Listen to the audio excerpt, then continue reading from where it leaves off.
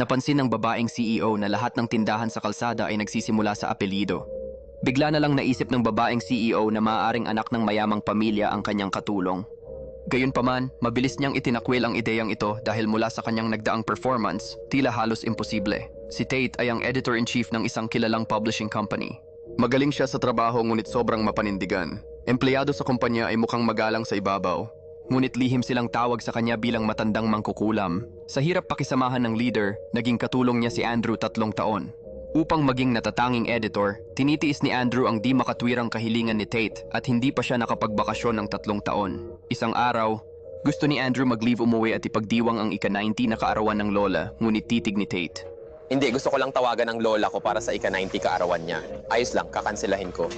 Sa totoo lang, inililigtas mo ako. Maganda ang usapan. Oo. Tinawag ng boss si Tate sa opisina dahil nakalimutan niyang i-renew ang visa, malapit na siyang i-deport, kaya kailangang tanggalin siya ng kumpanya. Gusto ni Tate makipag-usap sa amo ngunit walang solusyon. Pagdating ni Andrew na may dala siyang materyales, naisipan niya agad ang matapang na ideya. Sa tingin ko may dapat kang malaman. Magpapakasal tayo.